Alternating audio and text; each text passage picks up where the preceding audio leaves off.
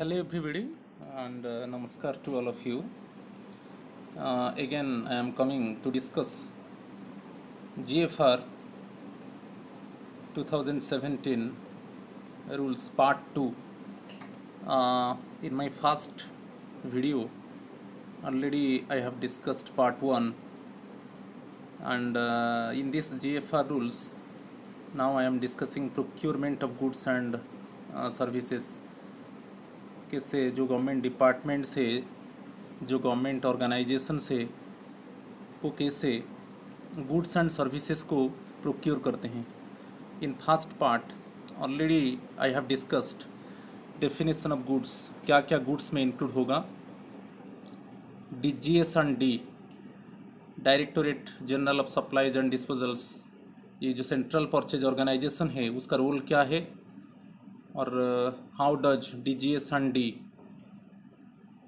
and the departments registered their suppliers. Or also I have discussed e-procurement portal like CPPP, Central Public Procurement Portal, and on what conditions the bidders would be debarred from the bids. ये सब discuss किया था. Goods का definition क्या है, DGS&D का role क्या है, वो कैसे सप्लायर्स को रजिस्टर करता है, क्या क्या फंडामेंटल रूल्स है to procure the goods and services. Okay, जो डिपार्टमेंट का अथॉरिटी है, जो डिपार्टमेंट का हेड है, वो कौन सा प्रिंसिपल से, कौन सा प्रोसीजर से वो गुड्स एंड सर्विसेज को प्रोक्योर करेगा, ये भी डिस्कस किया था. और सेंट्रल पब्लिक प्रोक्योरमेंट पोर्टल के ऊपर डिस्कशन किया था. और कब बिडर्स को, सप्लायर्स को डिवेयर किया जाएगा, कौन सा कंडीशन में, वो भी डिस्कस हुआ था. तो आज का डिस्कशन बहुत इंटरेस्टिंग है फ्रेंड्स. बढ़िया बढ़िया क्वेश्चन आता है इसमें. Basically in administrative services or basically in KVS and NVS principal exam and in other promotional exams it is very essential one. So चलो अभी हम टाइम वेस्ट नहीं करेंगे, डिस्कशन स्टार्ट करेंगे. आज मैं first I will discuss government e market place, GeM. Government e market place ये एक पोर्टल है. Actually this portal will host by DGS&D. ये जो ऑनलाइन पोर्टल है जहाँ से departments, government departments and government organisations they can directly procure the goods. इस portal में रजिस्टर्ड सप्लायर्स है. ये पोर्टल DGS&D जो सेंट्रल परचेज ऑर्गेनाइजेशन है, ये ऑनलाइन पोर्टल को वो होस्ट करता है. इसमें रजिस्टर्ड सप्लायर्स है और डायरेक्टली गवर्नमेंट डिपार्टमेंट्स और subordinates of government departments, offices of government departments directly they can procure the goods from the registered suppliers. इस पोर्टल में आइटम वाइज गुड्स है और उसका प्राइसेस भी है. In previous video already I have discuss the rate of contract made by DGS&D with the registered suppliers. ये जो rate of contract है उसमें DGS&D गुड्स का प्राइसेस को फिक्स करता है. रजिस्टर्ड सप्लायर को मांगता है कि गुड्स का प्राइसेस क्या है और एक शॉर्टन पीरियड में वो प्राइसेस फिक्स रहता है, उसमें कोई मॉडिफिकेशन नहीं होता है. जैसे एक शॉर्टन पीरियड में बोलता हूँ 1 year. So in rate of contract DGS&D make agreement with the registered suppliers in regarding to the prices of goods and with in shorten period prices of goods should be fixed one. It cannot be changed, it cannot be modified. इसको modify नहीं किया जाएगा, वो change नहीं होगा. तो ये एक ऑनलाइन पोर्टल है GeM, government e market place. Portal, जो ऑनलाइन पोर्टल है जिससे गवर्नमेंट डिपार्टमेंट्स, गवर्नमेंट एंटिटीज वो गुड्स को प्रोक्योर कर सकते हैं। चलो हम इसके ऊपर डिस्कशन करते हैं। वही चीज में लिखा DGS&D aim for common use goods and services. The procurement of goods and services by ministries or departments will be mandatory for goods or services available on JAM. तो ये जो है JAM के ऊपर जो JAM पोर्टल में जो भी गुड्स एंड सर्विसेज है, वो जो मिनिस्ट्रीज और डिपार्टमेंट्स है, वो जो मिनिस्ट्रीज और जो government departments, it is mandatory for them to procure the goods and services from the JAM portal. Government departments के लिए मैंडेटरी है, वो गुड्स एंड सर्विसेज को प्रोक्योर करेंगे JAM पोर्टल से। The credential of suppliers on JAM shall be certified by DGS&D। मैं बोला था द क्रीडेंशियल ऑफ सप्लायर्स, वो सप्लायर्स का मैन्युफैक्चरिंग कैपेसिटी क्या है, उसका कैपेबिलिटी क्या है, उस सप्लायर का प्रोडक्ट क्वालिटी क्या है, उस सप्लायर वो कितना ऑनेस्ट है, उसका फाइनेंशियल बैकग्राउंड क्या है, ये सब DGS&D चेक करता है। The credential of suppliers on JAM shall be certified by DGS&D। ये जो JAM पोर्टल में जो भी रजिस्टर्ड सप्लायर्स है उनको सर्टिफाई कौन किया है ना, DGS&D किया है। ये क्वेश्चन भी आ सकता है, who certified the registered suppliers on JAM? It is DGS&D, Directorate General of Supplies and Disposals. It is the central purchase organization. Assure quality of goods and services to the government of India, to the ministries of India, or to the different departments of government of India. So JAM portal shall be utilized by the government buyers for direct online purchases. मैं वही बोला, जो government buyers है, जो government entities है, जो government departments है, वो डायरेक्टली JAM पोर्टल से गुड्स को प्रोक्योर कर सकते हैं। चलो चलते हैं। फर्स्ट वन बहुत इंपॉर्टेंट है, अप टू ₹50,000, 50,000 के अंदर गुड्स को प्रोक्योर करना है तो JAM पोर्टल में कोई भी रजिस्टर्ड सप्लायर से गुड्स को प्रोक्योर किया जा सकता है, इसमें और कोई फॉर्मेलिटीज नहीं है। Up to ₹50,000 through any of the available suppliers on the JAM, the government departments, the subordinates of government departments or the offices of government departments, they can procure goods up to ₹50,000 from any of the available suppliers on the JAM. ये जो JAM portal में जो available suppliers है up to ₹50,000, जब worth of goods का value ₹50,000 होगा। Okay, जो departments और सबऑर्डिनेट्स ऑफ डिपार्टमेंट्स जब गुड्स को प्रोक्योर करेंगे और उसका एस्टिमेटेड वैल्यू विद इन ₹50,000 होगा, सो कोई भी सप्लायर्स, जो सप्लायर्स अवेलेबल है JAM पोर्टल में, सो इसमें से कोई भी सप्लायर से उसको प्रोक्योर किया जा सकता है।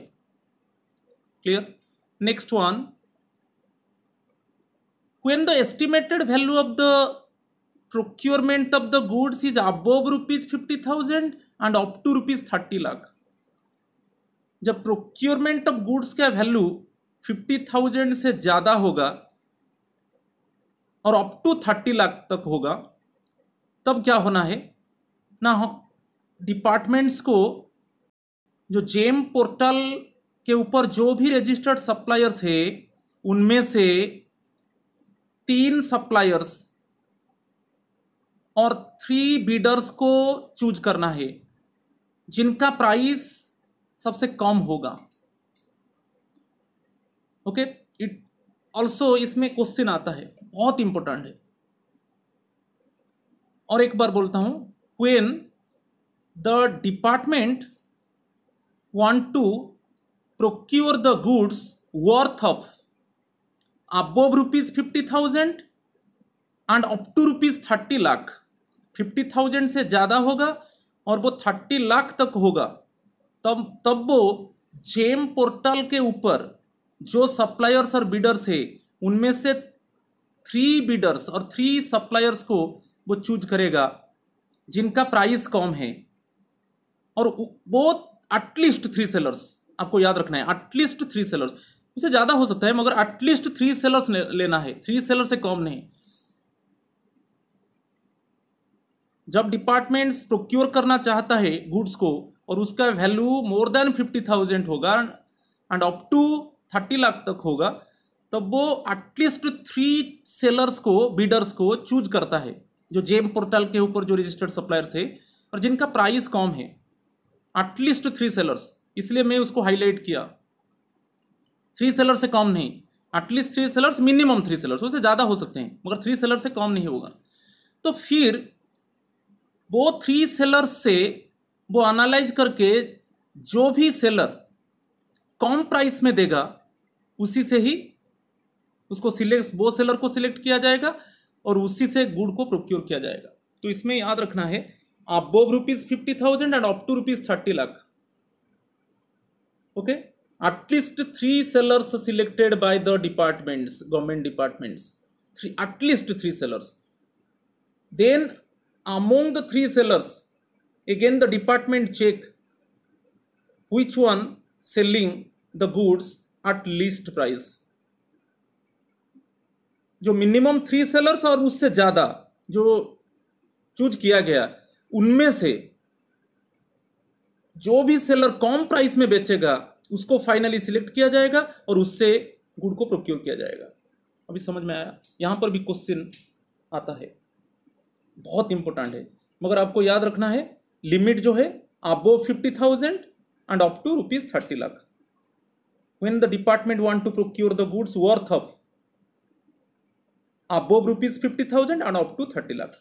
एंड सेकेंड क्वेश्चन इसमें हो सकता है कि how many sellers chosen by the department on GEM portal to procure the goods above ₹50,000, means at least 3 sellers, minimum 3 sellers, 3 sellers से ज्यादा हो सकते हैं मगर एटलीस्ट 3 सेलर्स।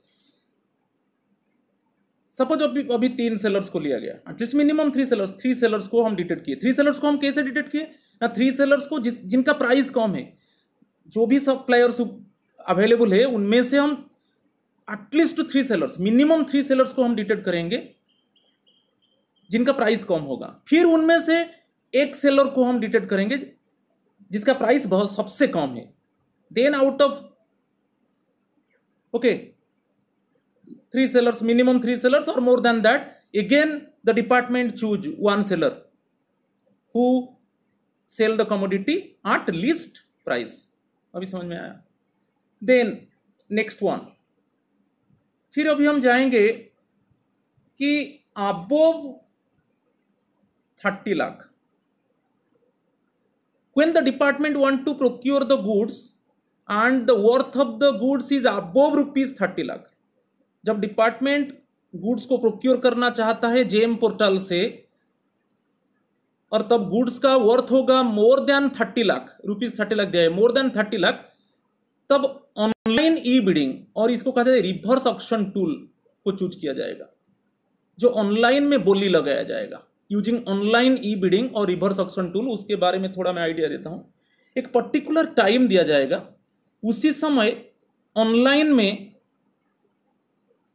जो रजिस्टर्ड सेलर्स है वो उसी टाइम में ऑनलाइन में रहेंगे और ऑनलाइन में ऑक्शन किया जाएगा, बोली लगाया जाएगा, और जो सेलर कम प्राइस में राजी हो जाएगा उसी से डिपार्टमेंट प्रोक्योर करेगा। ये ई बिडिंग और रिवर्स ऑक्शन टूल एक रियल टाइम दिया जाता है, एक पर्टिकुलर टाइम दिया जाता है। जैसे हमारा ऑनलाइन मीटिंग होता है, एक पर्टिकुलर टाइम होता है, पर्टिकुलर टाइम में ज्वाइन करना है और पर्टिकुलर टाइम में एग्जिट करना है, वैसे ही यहाँ पर एक पर्टिकुलर टाइम दिया जाएगा और जो जेम पोर्टल के ऊपर जो रजिस्टर्ड सेलर्स है उनको बुलाया जाएगा। ओके, वो रियल टाइम में ज्वाइन करेंगे ऑनलाइन में और तब ऑनलाइन बोली होगा। ऑनलाइन बोली में जो कम प्राइस में देगा उसी से गुड्स को प्रोक्योर करेगा government departments. It is above ₹30 lakh. Okay, when the department want to procure the goods and worth of the goods is above rupees 30 lakh, then e-bidding or reverse auction tool adopted. Actually, time should be given, and timely, it means the registered sellers on GeM portal, they must join the online meeting, and then auction is conducted through online, and out of the registered suppliers who is ready to sell the commodity at list price, then finally from this seller goods must be procured. Clear? ये GeM portal के ऊपर में बताया up to 50,000। और एक बार revision में करता हूं, जो GeM पोर्टल उसको होस्ट करता है DGS&D।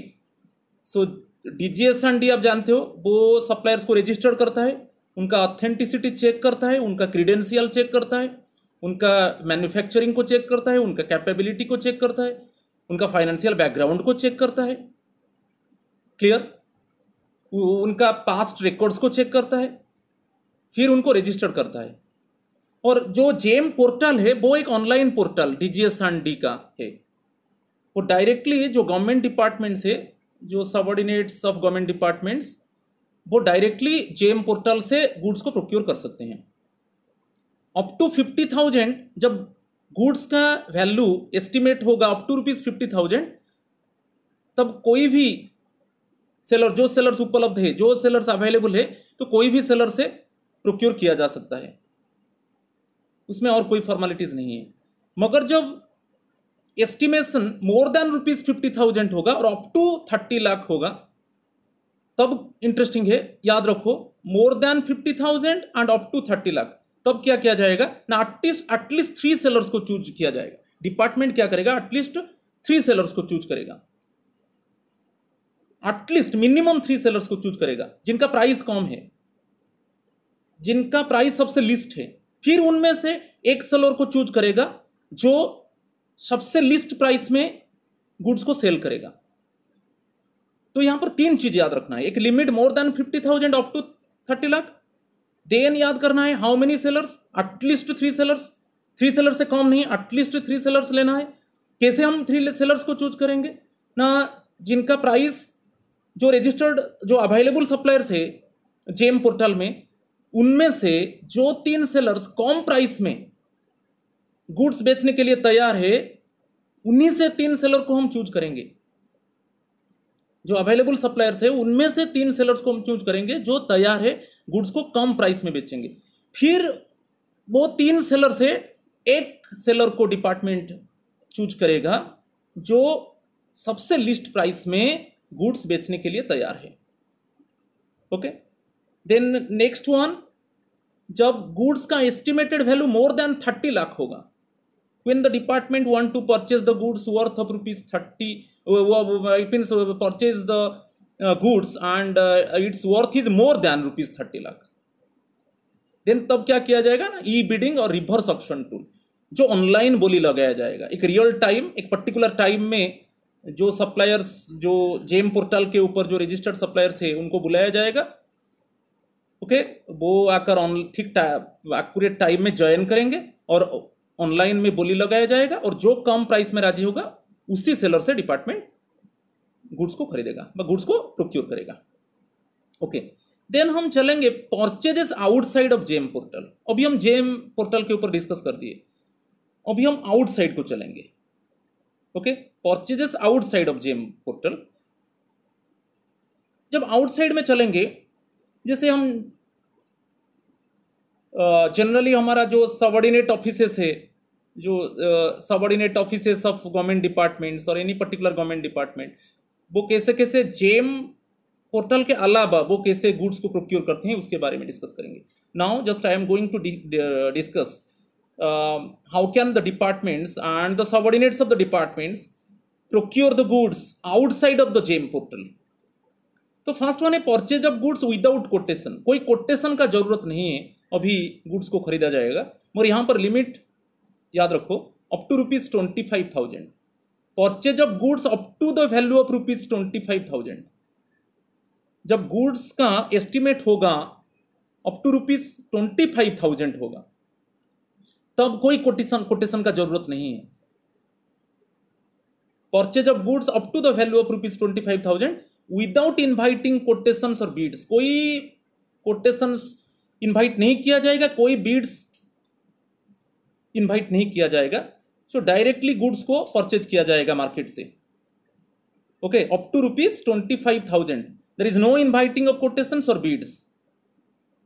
Okay, directly the goods actually purchased from the market, but the worth of the goods must be within ₹25,000. It means it is up to ₹25,000. But one certificate वहां पर लिखा जाएगा, जो competent authority है, जो head of the department है, जो head of the office है, हेड ऑफ द डिपार्टमेंट, वही कॉम्पिटेंट अथॉरिटी है। The competent authority should be recorded. तो उसमें एक सर्टिफिकेट को रिकॉर्ड किया जाएगा। कौन रिकॉर्ड करेगा? उसको कॉम्पिटेंट अथॉरिटी रिकॉर्ड करेगा कि I certify that goods purchased from the reliable suppliers and goods purchased according to the proper specification and quality। Clear? इस एक सर्टिफिकेट जो कॉम्पिटेंट अथॉरिटी है वो रिकॉर्ड करेगा। ये जो गुड्स परचेज किया गया वो रिलायबल सप्लायर से परचेज किया गया और उसका स्पेसिफिकेशन सही है और उसका क्वालिटी भी है, और वो गुड्स जो परचेज किया गया वो रीजनेबल प्राइस में परचेज किया गया। इस तरीके के सर्टिफिकेट। सो क्लियरली सर्टिफिकेट में क्या मेंशन होता है ना, I self certify that the goods purchased from the reliable suppliers and the goods purchased according to the proper specifications and quality, the goods also purchased at reasonable price, इसे एक self certify किया जाएगा। वो certify कौन करेगा? उसको competent authority का certificate में रिकॉर्ड किया जाएगा। और इसमें कोई बीड्स नहीं है, कोई कोटेशंस नहीं है, याद रखो, बहुत इंपॉर्टेंट। लिमिट है अप टू ₹25,000। देन अभी परचेज किया जाएगा goods purchase committee, purchase of goods by local purchase committee, उसके बारे में थोड़ा बता रहा हूं। When estimation of the goods is more than ₹25,000 up to 2.5 lakh, up to 2,50,000, याद रखो। When worth of the goods is more than ₹25,000 and up to 2.5 lakh, then in this case one local purchase committee made by the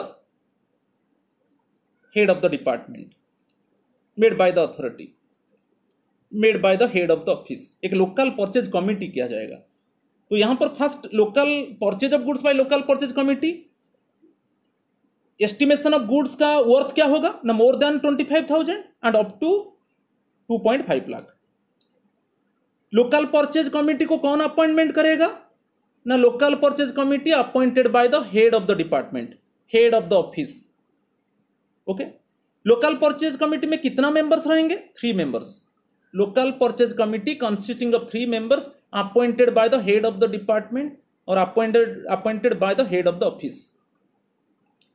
समझ में आया? बहुत question इसमें बार बार question आता है। उसका लिमिट क्या है, लोकल परचेज कमिटी में कितना मेंबर्स होते हैं, how many members are there in a local purchase committee, who appoint the members of local purchase committee. Okay, ये सब मैं बताया। लोकल परचेज कमिटी में 3 मेंबर्स है। Okay, then what would be the estimation of the value, what would be the estimation of the value value of goods procured through local purchase committee. The value is what? It is above ₹25,000 and up to ₹2.5 lakh. When the estimation value of the goods procured by any government office or procured by the government department and it is above ₹50,000 and up to 2.5 lakh, then in this case local purchase committee consisting of 3 members appointed by the head of the department or head of the office, देन वो committee का जो members है वो market जाएंगे, वो सर्वे करेंगे और वहां से कोटेशंस कलेक्ट करेंगे सप्लायर से। वो जाकर पूरा एनालाइज करेंगे, जो स्पेसिफिकेशन से, जो प्रोसीजर से, उसके हिसाब से वो क्वालिटी को चेक करेंगे, उसका स्पेसिफिकेशंस को चेक करेंगे, वो क्या प्राइस है उसको भी चेक करेंगे और सप्लायर का ऑथेंटिसिटी को चेक करेंगे। सप्लायर ठीक टाइम में डिलीवरी करेगा कि नहीं गुड्स, उसको भी चेक करेंगे। वो चेक करके वो कोटेशंस लाएंगे। ओके, तो कोटेशंस, फिर वो कोटेशंस जब लाएंगे फिर कोटेशंस को एनालाइज किया जाएगा। वो कमिटी जो 3 मेंबर्स है वो बैठेंगे, सभी कोटेशंस को ओपन करेंगे और जिस कोटेशन में एक्चुअली कम प्राइस में, जो कोटेशन में कम प्राइस है, तो वही कोटेशन के हिसाब से वो पर्टिकुलर सप्लायर को बुलाएंगे और उससे गुड्स को प्रोक्योर किया जाएगा।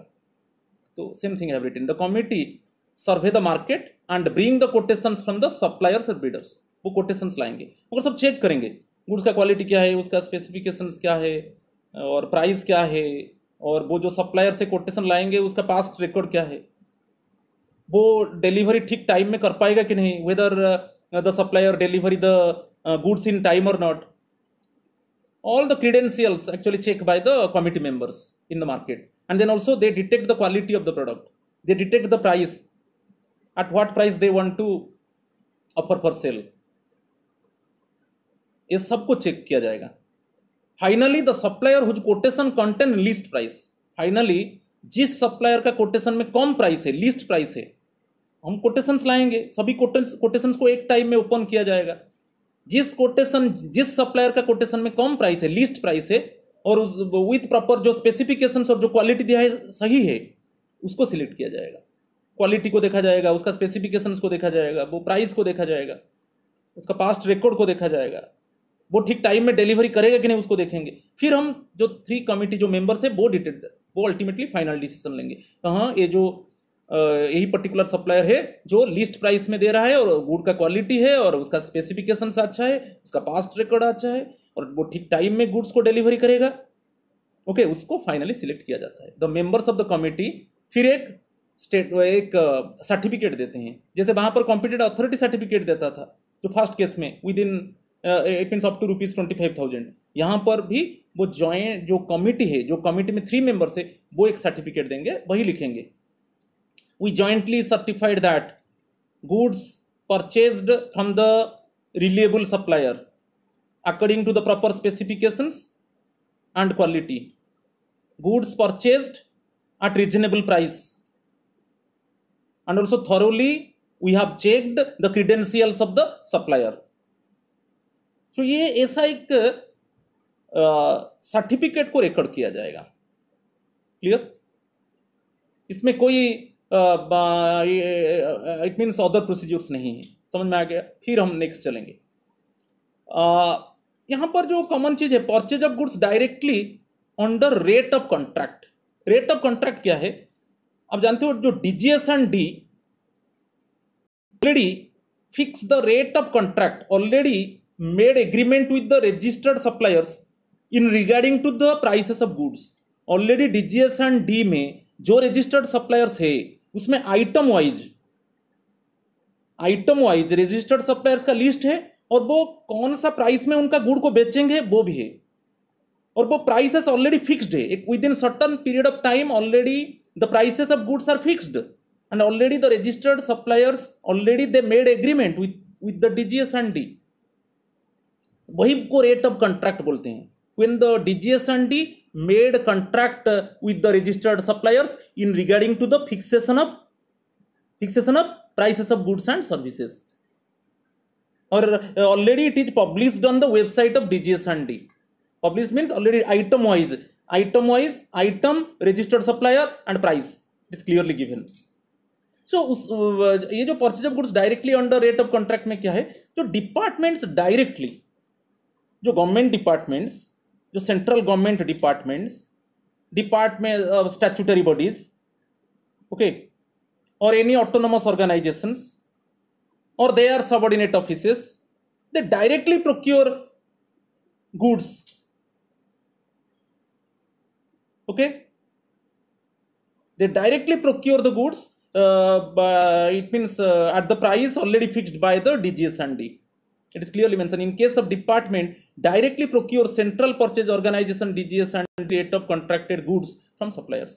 Directly जो registered suppliers है वो डिपार्टमेंट डायरेक्टली उनसे प्रोक्योर कर सकता है जो rate of contracted goods, already rate जो फिक्स है उससे वो सप्लायर ज्यादा प्राइस चार्ज नहीं करेंगे क्योंकि ऑलरेडी वो प्राइस फिक्स हो चुका है और वो डीजीएस एंड डी जो सेंट्रल परचेज ऑर्गेनाइजेशन है उनके साथ सप्लायर्स जो रजिस्टर्ड सप्लायर्स है वो एग्रीमेंट कर चुके हैं. तो डायरेक्टली डिपार्टमेंट क्या करेगा, ना जैसे जेम पोर्टल है, DGS&D का जो पोर्टल है जेम पोर्टल, तो डायरेक्टली वहां से प्रोक्योर करेंगे, departments directly procure the goods okay from the GeM portal. और हमने बताया विद इन 50,000 इट मीन्स कोई भी सेलर से डिपार्टमेंट प्रोक्योर कर सकता है।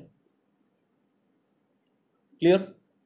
देन सिमिलरली जो more than 50,000 up to 30 lakh, वहां पर क्या रूल है, वहां पर एटलीस्ट 3 सेलर्स को चूज किया जाएगा जिनका प्राइस कम है out of the available sellers on GeM portal. मैं उसको बोल चुका हूँ ऑलरेडी। तो यहाँ पर डायरेक्टली डिपार्टमेंट क्या करेगा, गुड्स को प्रोक्योर करेगा, जो DGS&D rate of contracted goods को प्रोक्योर करेगा फ्रॉम रजिस्टर्ड सप्लायर्स। उसमें कोई कंफ्यूजन नहीं है। ओके नेक्स्ट चलो, ये बहुत इंपॉर्टेंट है, limited tender inquiry. Limited tender inquiry में क्या होता है ना, फास्ट में बताया अप टू ₹25,000 कोई there is no invitation of bids और there is no invitation of quotations, और वहां पर एक सर्टिफिकेट को रिकॉर्ड किया जाता है। मैं फिर बताया purchase by goods purchase by the local purchase committee, local purchase committee LPC। Local purchase committee में क्या है ना, estimation of goods is above ₹25,000 and up to 2.5 lakh. Okay, more than 25,000 and up to 2.5 lakh खत्म हो चुका है। अभी जो लिमिटेड टेंडर इंक्वायरी, उसमें एस्टिमेशन ऑफ गुड्स का वर्थ क्या होगा, क्लियरली मेंशन किया है। This method adopted when estimated value of the procured goods is more than ₹2.5 lakh and up to ₹25 lakh. याद रखना है, estimated value of the procured goods is more than 5 lakh and up to ₹25 lakh. जब estimated value of the procured goods का जो estimated goods है उसका value जब मोर than 2.5 lakh होगा एंड अप टू 25 लाख होगा, तब टेंडर इंक्वायरी बुलाया जाएगा।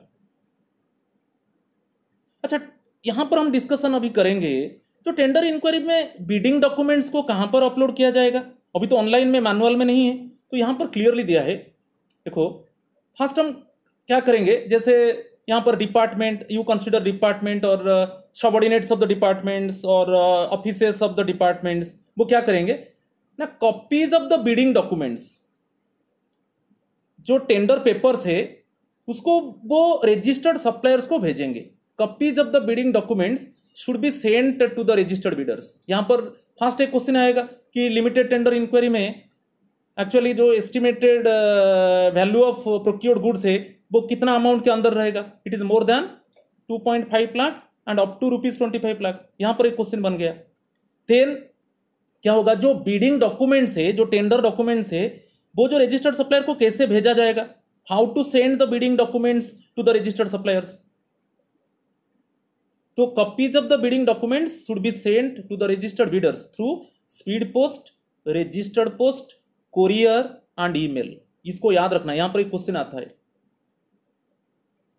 कि हाउ डज द डिपार्टमेंट, कि how does the government office send the bidding documents to the suppliers. Speed post, registered post, courier and email में जो टेंडर पेपर्स है, जो रजिस्टर्ड जो बिडिंग डॉक्यूमेंट्स है, उसको भेजा जाएगा। बहुत इंपॉर्टेंट है, यहां पर हाईलाइट में कर चुका हूं, ये क्वेश्चन आता है। नेक्स्ट में चलेंगे, अन ऑर्गेनाइजेशन क्या करेगा, ई प्रोक्योरमेंट पोर्टल है, मैं बार बार बताया, particularly for central government, central public procurement portal. मैं कल फर्स्ट वीडियो में, पार्ट 1 का वीडियो में मैं इसको बोल चुका हूं। इसमें क्या करेगा, वो an organisation should publish inquiries on C-PPP। Organisation क्या करेगा, उसका जो बिडिंग डॉक्यूमेंट्स है वो C-PPP central public procurement portal में वो डॉक्यूमेंट्स को अपलोड करेगा। अपलोड करने से क्या होगा ना, जो रजिस्टर्ड सप्लायर्स है वो वहां से डाउनलोड करेंगे। एक साइट है www.eprocure.gov.in, याद रखना www.eprocure.gov.in, ये साइट है सेंट्रल पब्लिक प्रोक्योरमेंट पोर्टल का। और वहां पर ऑलरेडी ऑर्गेनाइजेशन उसका बिडिंग डॉक्यूमेंट्स को अपलोड कर चुका है। अभी क्या करेंगे, जो रजिस्टर्ड सप्लायर्स है वहां पर क्या करेंगे, वो बिडिंग डॉक्यूमेंट्स को डाउनलोड करेंगे और वहां पर कोई पैसा नहीं पड़ेगा। There is no cost for downloading the documents. याद रखना, यहां पर क्वेश्चन आता है, ऐसा कोई कॉस्ट नहीं लगेगा, for only for wide publicity. so that more and more actually suppliers they can apply. An organization should publish its limited tender inquiries on CPPP.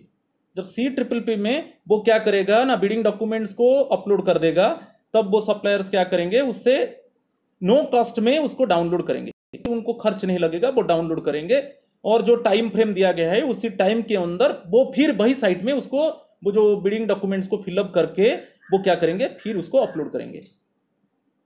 समझ में आ रहा है? और ऑर्गेनाइजेशंस का क्या है, खुद का साइट है। सपोज कोई पर्टिकुलर ऑफिस है, उसका खुद का साइट है, वेबसाइट है, वो खुद का वेबसाइट के में टेंडर इंक्वायरीज को क्या करेगा, अपलोड करेगा। The organisations publish the tender inquiries on the departments website, और subordinate offices of the departments publish their tender inquiries on their official websites. जैसे डिपार्टमेंट्स का वेबसाइट है, वो डिपार्टमेंट का वेबसाइट में बिडिंग डॉक्यूमेंट्स को अपलोड करेगा, और जो सबऑर्डिनेट ऑफिस है उसका भी वेबसाइट है, उसका वेबसाइट में वो बिडिंग डॉक्यूमेंट्स को अपलोड करेगा, और वहां से सप्लायर्स क्या करेंगे, उसको डाउनलोड करेंगे, फिर उसको फिलअप करेंगे, और जो टाइम शेड्यूल दिया गया है, जो लास्ट डेट होगा, सबमिशन टाइम दिया गया है with in this much of time, वो फिर वो बिडिंग डॉक्यूमेंट्स को फिलअप करके और जो जो रिक्वायर्ड डॉक्यूमेंट्स उसके साथ लगा के उसको फिर उसी साइट में, उनका जो वेबसाइट है उसमें अपलोड करेंगे। तो यहाँ से आपको पता चल गया जो लिमिटेड टेंडर इंक्वायरीज है, जो बिडिंग डॉक्यूमेंट्स, तो यहाँ पर क्या किया जाएगा, फास्ट स्पीड जो भेजा जाएगा उनको, speed post, registered post, courier, email, जो बिडिंग डॉक्यूमेंट्स है उनको सप्लायर्स को भेजा जाएगा। नेक्स्ट क्या है ना, जो सेंट्रल पब्लिक प्रोक्योरमेंट पोर्टल है, जो सेंट्रल गवर्नमेंट ऑर्गेनाइजेशन का, वहां पर क्या किया जाएगा ना, डिपार्टमेंट्स क्या करेंगे, वहां पर उनका बिडिंग डॉक्यूमेंट्स को अपलोड करेंगे, और वहां से क्या होगा ना, जो सप्लायर्स है उसको डाउनलोड करके वो फिर उसको फिलअप करके जो नेसेसरी डॉक्यूमेंट्स है उसके साथ लगा के वो फिर उसी साइट में अपलोड करेंगे। और मैं साइट बताया eprocure.gov.in। देन डिपार्टमेंट्स का वेबसाइट है और पर्टिकुलर सबऑर्डिनेट ऑफिस का जो वेबसाइट है उसमें भी अपलोड किया जाएगा। The organisations publish the tender inquiries on the departments website, और subordinate offices of the departments publish their tender inquiries on their official websites. उसमें अभी पता चल गया वहां पर कैसे जो बिडिंग डॉक्यूमेंट्स मिलेगा, how can the bidding documents available for the suppliers. Next हम चलेंगे यहां पर number of suppliers. Actually limited tender inquiry में नंबर ऑफ सप्लायर्स कितना होना चाहिए, यह भी एक क्वेश्चन आता है।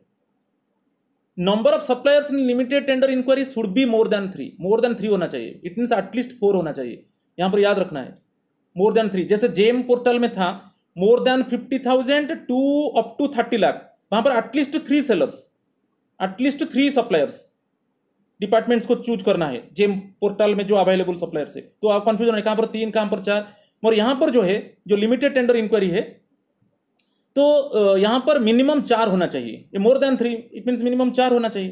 तो number of suppliers in limited tender inquiry should be more than 3, should be more than 3 means minimum 4, नहीं तो नहीं होगा। क्लियर, ये भी वन क्वेश्चन आता है। Okay, how many suppliers okay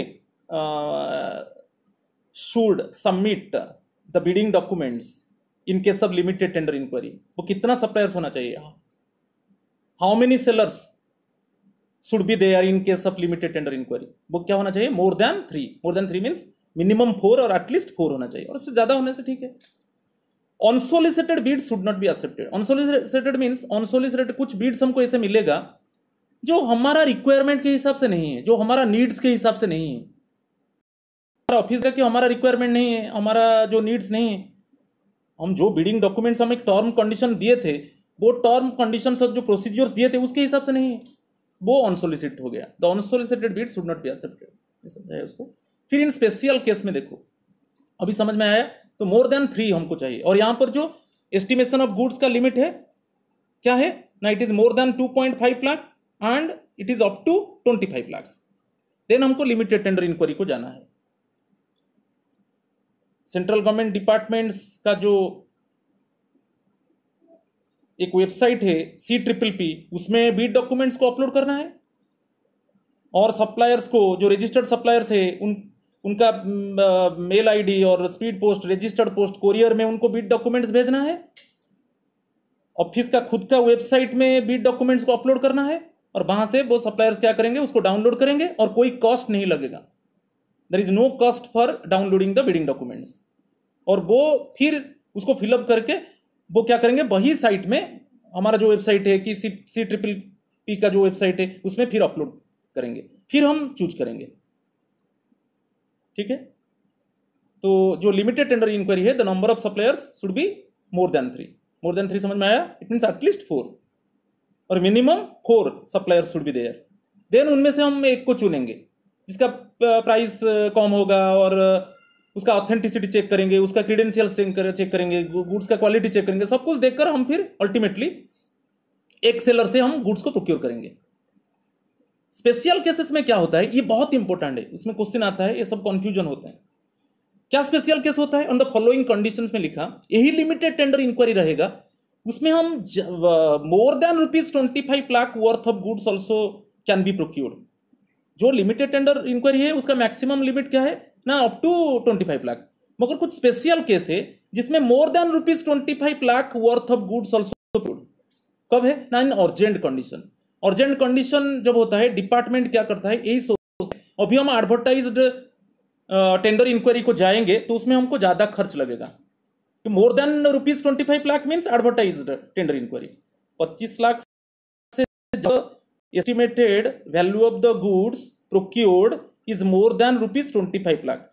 हम जो गुड्स प्रोक्योर करेंगे उसका एस्टिमेटेड वैल्यू जब ₹25 लाख से ज्यादा होगा तब हम एडवर्टाइज को जाते हैं। तो लिमिटेड टेंडर इंक्वायरी में क्या होता है ना, जो एस्टिमेटेड वैल्यू होता है it is more than 2.5 lakh up to 25 lakh. More than 25 lakh means advertise tender inquiry, इसके बाद में डिस्कस करूंगा। मगर अभी अर्जेंट कंडीशन में क्या होता है ना, डिपार्टमेंट यही सोचता है कि अभी एस्टिमेटेड वैल्यू सपोज मोर देन ₹25 लाख हो गया, और ये अर्जेंट कंडीशन में डिपार्टमेंट यही सोचेगा अभी हम एडवर्टाइज्ड टेंडर इंक्वायरी को जाएंगे तो उसमें ज्यादा पैसा खर्च होगा। इसी कंडीशन में more than ₹25 lakh worth of goods also can be procured through limited tender inquiry। ये एक स्पेशल केस है, याद रखना। In urgent condition, the department does not want to make additional expenditure to procure the goods through advertised tender inquiry। मैं वही बताया, more than ₹25 lakh वो तो हम एडवर्टाइज टेंडर इंक्वायरी को जाते हैं, मगर अभी अर्जेंट कंडीशन में डिपार्टमेंट नहीं जाएगा, क्योंकि यही सोचेगा अभी हम एडवर्टाइज टेंडर इंक्वायरी में जाएंगे तो कुछ एडिशनल एक्सपेंडिचर लगेगा। तो इसलिए वो क्या करता है, वही लिमिटेड टेंडर इंक्वायरी में more than 25 lakh worth of goods को प्रोक्योर कर लेता है। और एक है public interest, second condition. Public interest क्या है? पब्लिक इंटरेस्ट मैंने it will not be in public interest to procure the goods through advertise tender inquiry. कभी कभी पब्लिक डिमांड करते हैं कि मोर देन ₹20, जो वर्थ ऑफ गुड्स है मोर देन ₹25 लाख है, तो जब डिपार्टमेंट की एनी पर्टिकुलर सबऑर्डिनेट ऑफिस जब एडवर्टाइज टेंडर इंक्वायरी को जाएगा तब पब्लिक उसको डिनाई करेंगे, पब्लिक उसको अपोज करेंगे कि नहीं नहीं, उसको एडवर्टाइज्ड टेंडर इंक्वायरी में मत जाओ, उसको वही लिमिटेड टेंडर इंक्वायरी में खरीदो। वो डिमांड करेंगे, वो बताएंगे नहीं मोर देन ₹25 लाख है, तो डिपार्टमेंट कहाँ जाएगा? एडवर्टाइज टेंडर इंक्वायरी को जाएगा। मगर जो कमिटी है वो कमिटी में क्या है, मेंबर्स है, उन्हीं को पब्लिक बोलते हैं। ओके, तो ऑटोमेटिकली पब्लिक अपोज करेंगे, तो नहीं नहीं नहीं, अभी एडवर्टाइज टेंडर इंक्वायरी में नहीं जाएंगे और उसको वही लिमिटेड टेंडर इंक्वायरी में गुड्स को प्रोक्योर किया जाएगा। तो it will not be in public interest to procure the goods through advertise tender inquiry. तो कभी कभी वही लिमिटेड टेंडर इंक्वायरी में more than 25 lakh worth of goods को प्रोक्योर किया जा सकता है लिमिटेड टेंडर इंक्वायरी में। समझ में आया? ये स्पेशल 2 केस है।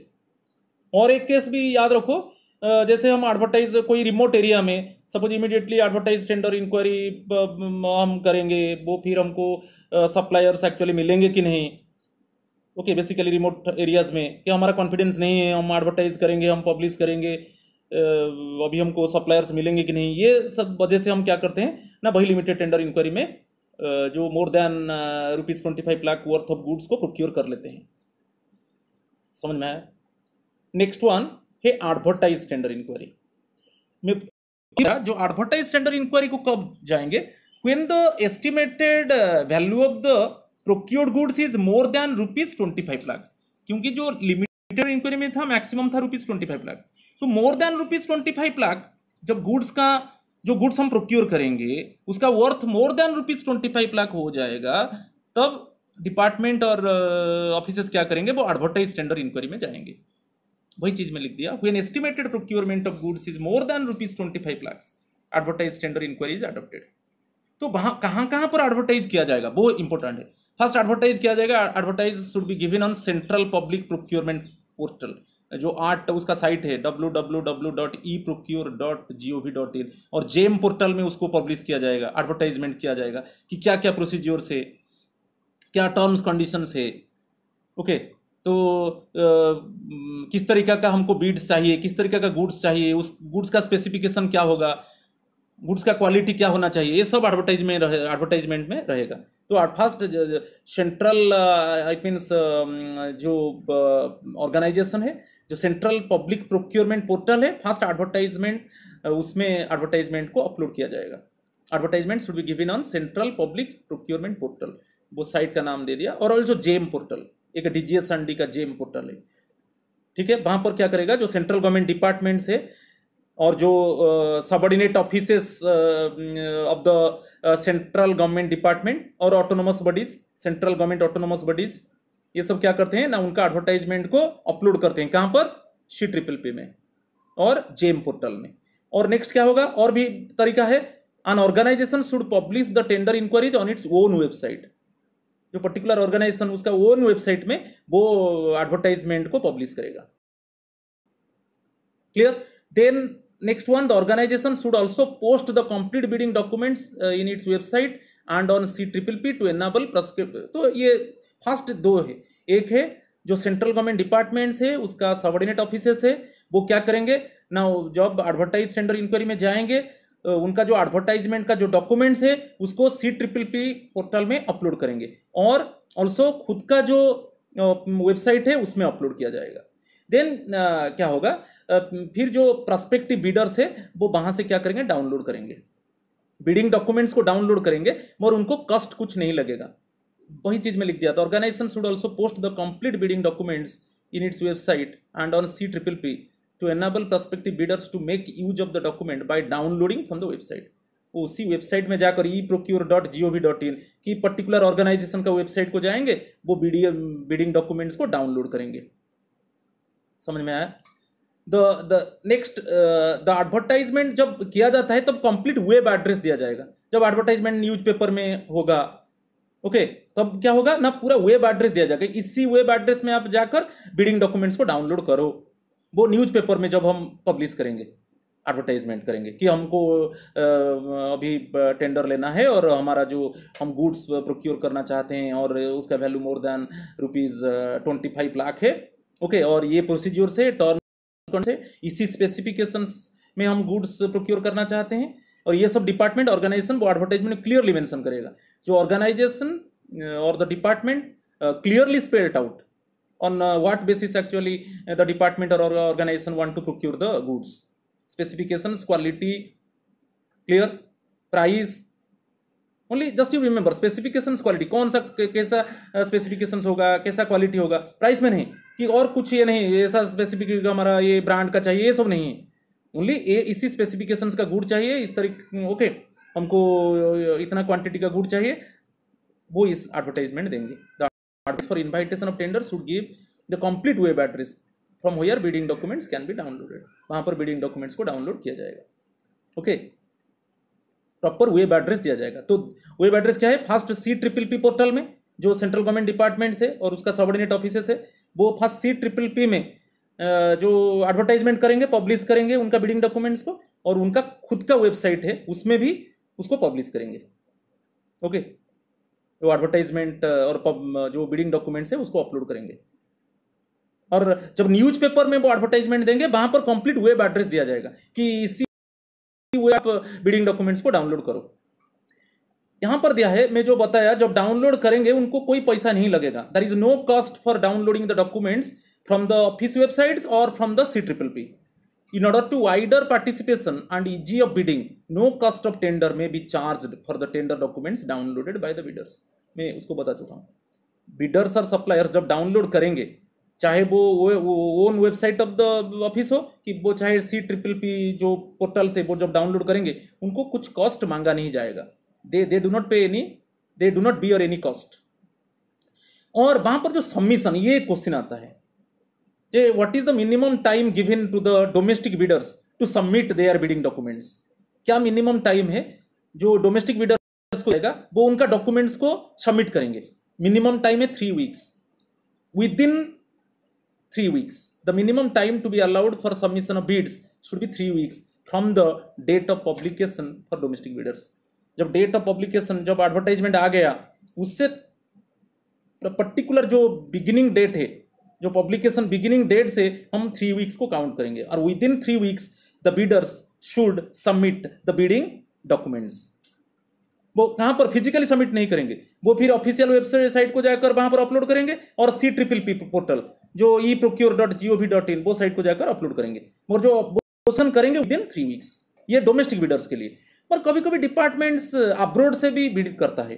When the departments contemplates obtaining bids from abroad, कभी कभी हम अब्रोड से हम बिड्स करना चाहते हैं, तो वहां पर जो सबमिशन पीरियड होगा वो 4 वीक्स होगा।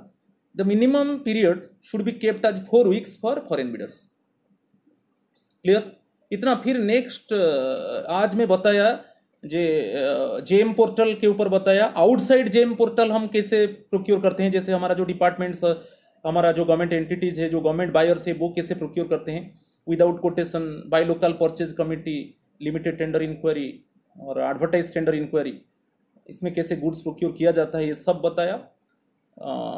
मुझे सब्सक्राइब कीजिए प्लीज़। मेरा जो यूट्यूब चैनल है असित सरिकोमानिया है, और मैं उसका पार्ट 3 लाऊंगा। पार्ट 3 में मैं 2 बिड सिस्टम और reverse auction tool, 2 stage bidding system, okay, फिर बिडिंग सिक्योरिटी, परफॉर्मेंस सिक्योरिटी, उसके ऊपर मैं वीडियो लाऊंगा। नेक्स्ट मेरा जो वीडियो होगा पार्ट 3 बहुत इंटरेस्टिंग है, ये बहुत इंपॉर्टेंट है एडमिनिस्ट्रेटिव एग्जाम में, और उसके ऊपर हमारा कमांडिंग होना चाहिए, नॉलेज होना चाहिए।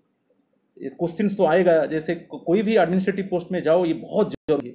फाइनेंस जो पार्ट है बहुत जरूरी है, उसमें बहुत स्ट्रांग होना चाहिए। कोई फाइनेंशियल इरेगुलरिटीज हो जाएगा मीन्स वो हेड ऑफ द अथॉरिटी वो फंस जाएगा। क्लियर? तो वो फिर मेरा पार्ट 3 में लाऊंगा, और अच्छा चीज़ लाऊंगा।